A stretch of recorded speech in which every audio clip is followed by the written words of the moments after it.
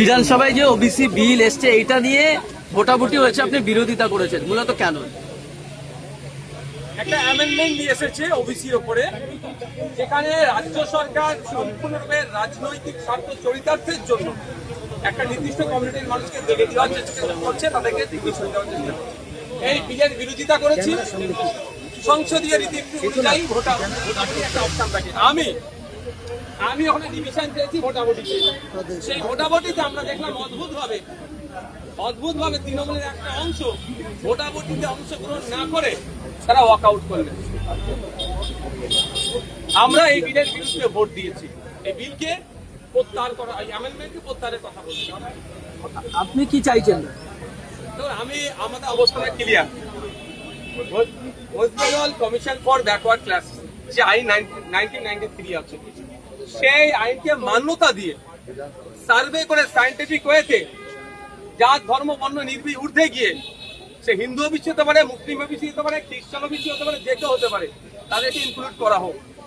তা না করে তড়িঘড়ি অলরেডি যেটা সুপ্রিম কোর্টে মামলা চলছে এখনো শেষ হয়নি, এখানে অ্যামেন্ডমেন্ট নিয়ে এসে তাদেরকে বার করে দেওয়ার একটা জায়গায় চক্রান্ত করে আমরা দেখছি। তা শুধু তাই নয়, এখানে অ্যাডমিনিস্ট্রেটিভ পাওয়ারটাকে বেশি করে দেওয়া হচ্ছে।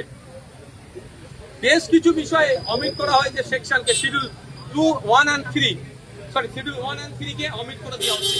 এই 1 and 3 কে অমিট করে দিলে যে এই শিডিউলের মধ্যে কারা আছে, কারা জাতিগোষ্ঠী আছে, সেইগুলোকে তার চিহ্নিত করা হতোই, এই শিডিউলের আন্ডারে ছিল।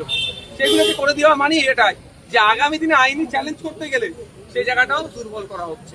এই সমগ্র বিষয়টা নিয়ে দীর্ঘ আলোচনার বিষয়, আমরা অপোজ করেছি। শুধু তাই নয়, আমি আমাদের অল ইন্ডিয়া সেকুলার ফ্রন্ট পার্টির পক্ষ থেকে আমরা ডিভিশন চেয়েছি। সেই ডিভিশনে মোট 17টা ভোট মানে এই বিলের বিপক্ষে পড়েছে।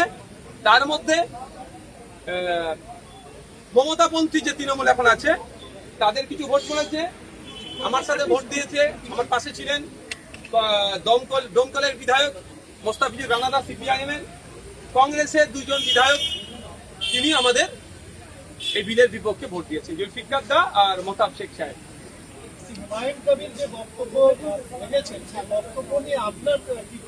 অনেক আগে আমি এই ধরনের বক্তব্যের বিরোধিতা করেছি। আমি কোনোদিন অফেন্সিভ বক্তব্য দিইনি, আর কোনো বক্তব্যকে আমি প্রমোট করিনি বা তাকে সমর্থন জানাইনি।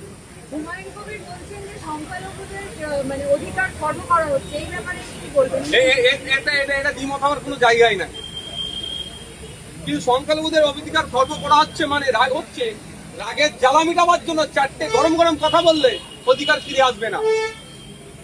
সায়েন্টিফিক হতে যেতে হবে, নির্দিষ্ট পরিকল্পনা করে এগোতে হবে। কোন জায়গা থেকে অধিকার কাটছে সেই অধিকারটা না কাটতে পারে, তার জন্য অ্যান্টিডট কি আছে। 4টে গরম কথা বললে অধিকার ফিরে চলে আসবে না। হুমায়ুন কবির বলছেন যে আমি মুসলমানদের সাথে নিয়ে রাস্তায় নেমে সেটা ভেঙে দেবো, এই শব্দটাকে, এই বাক্যটাকে আপনি কি সমর্থন করছেন? সমর্থন করতে পারি না। 1 নম্বর কথা। 2 নম্বর কথা, মুসলমানদের কেন ঢুকাচ্ছেন? ওনার দলটা কি শুধু মুসলমানদের জন্য তৈরি আছে? আমার যতটুকু জানা মতে ভারতবর্ষে এমন কোন রাজনৈতিক দলকে election commission of India registration দেয় না কোন একটা নির্দিষ্ট ধর্ম বর্ণ জাতের জন্য, ধর্মের জন্য যদি তৈরি হয়। তাহলে কি একটা সম্প্রদায়কে উনি একেবারে অন্যায় কাজের দিকে উদ্বুদ্ধ করছেন? সেই মমতা ব্যানার্জির দলে তো মানে মমতা ব্যানার্জির কথা মনে পড়ে যাচ্ছে। সেই কোনো না কোনো একটা যেন টান হচ্ছে, এটা আমি পক্ষ দিতে পারছি না, বিরুদ্ধে আমি। আজকে আলোচনা ছিল, আজকে ওনারা আলোচনা রাখেনি, পরবর্তীতে আলোচনা হবে। যখন আলোচনা হবে বিধানসভার মধ্যে আলোচনা করবো, আর পরবর্তীতে আপনাদেরকেও জানাবো। আমরা এর বিরুদ্ধে ইউসিসি নামিয়ে যে চালানোর চেষ্টাদের বিরুদ্ধে আমি 2টো ডেটা দেবো, 2টো প্রশ্ন তুলে দিচ্ছি। ইউসিসি নিয়েছে এটা বোঝাতে যাচ্ছে তালাকটা নিয়ে।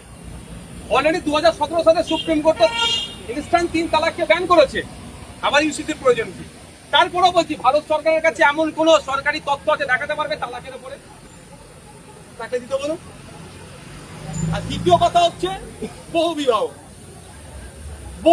কথাটা সব বাকি 5 খায় আর মাছ খায়, মাছ রাঙার দোষ হয়। যেটা দেখুন, ধর্মীয়গত অবস্থান দিকে আর সামাজিক অবস্থান দিকে মুসলমানরা একা যদি থাকে আমাকে বলবেন, ডেটা দিয়ে কথা বলতে হবে। ডিটেলসটাও তো যখন ইউসিসি বিল আসবে চর্চা যখন হবে তখন বলবো, মুখ থুবড়ে পড়বে, যে কটা অভিযোগ আনছে সে কটা অভিযোগ সে করবো। 3 নম্বর কথা বলি, যে বলা হচ্ছে মুসলিম মহিলাদেরকে নাকি, মুসলিম পার্টিকুলার নয়, মহিলাদেরকে নাকি করা হবে, সম্পত্তি সমান ভাগ দেওয়া হবে। আমি একটু বলে দিই, মুসলিম মহিলা 4 টাইমস বেনিফিট পায় সম্পত্তি থেকে, as daughter, as wife, as mother, as sister, 4 times মুসলিম ধর্মীয় রীতি অনুযায়ী তারা বেনিফিট পেতে পারে। আবার তার বরঞ্চ যদি মুসলিম মহিলাদেরকে এরা স্বাবলম্বী করতে চাই, তাহলে প্রশ্ন আমি করছি, এবারের অর্থবর্ষে ক্লাস হাই মাদ্রাসা ক্লাস 9 থেকে 12 এর যে মুসলিম পরিবারের গরিব মহিলারা ইন্টেনসিভ হিসাবে যে টাকাটা পেত, সেই ফান্ড কেন জিরো করলো? এটা তো সরকারকে উত্তর দিতে হবে। সুতরাং আলোচনা আছে, আলোচনা হাউসের মধ্যে হবে, যখন বিলটা আসবে আপনারা লাইভ দেখতে পাবেন, পরবর্তী প্রশ্ন করবেন। টাডা আর যে ধরনের গুলো আছে, যেগুলো ছিল, যে কাজে ব্যবহার হচ্ছে এটাই সে কাজে ব্যবহার, বড় অপোজ করবো।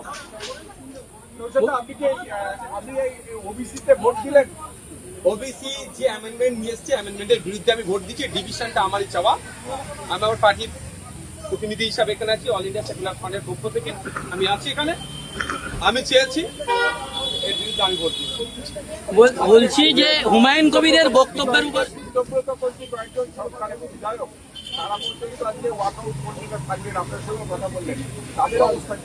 তারা অবস্থান আপনারা তাদেরকে জানলে জিজ্ঞাসা করবেন। এটা তো ওয়াকআউট করেনি, তবে অনেকে অ্যাবসেন্ট ছিলেন, ভোট দান থেকে বিরতও ছিলেন, এটাও পাবলিক ডোমেইনে ডিসক্লোজ করা দরকার।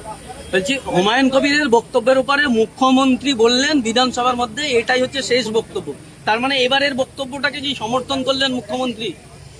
দেখুন, এটা ওইরকম ভাবে তিনি বলেন, যতটুকু আমি শুনেছি বলছি, তিনি প্রতিবাদ জানিয়েছেন। প্রতিবাদকে আমি স্বাগত তখনই জানাবো যখন এটা সবার ক্ষেত্রে প্রযোজ্য হবে। নামটা হুমায়ুন কবিরের জন্য অফেন্সিভ বক্তব্যকে আমি কোনোদিন সমর্থন করি না। হুমায়ুন কবির বলে তার জন্য এটা বিবৃতি, আর এখানে যদি হরে কৃষ্ণ বলে তার জন্য চুপ থাকলে, তাহলে মুখ্যমন্ত্রীর বক্তব্যকে সমর্থন করবো না। হরে কৃষ্ণর জন্য যেমন তিনি কঠোর ব্যবস্থা নেবেন, হুমায়ুনের জন্য যদি কঠোর ব্যবস্থা নেই, তাহলে আমি বক্তব্যকে সমর্থন জানাবো। Thank you.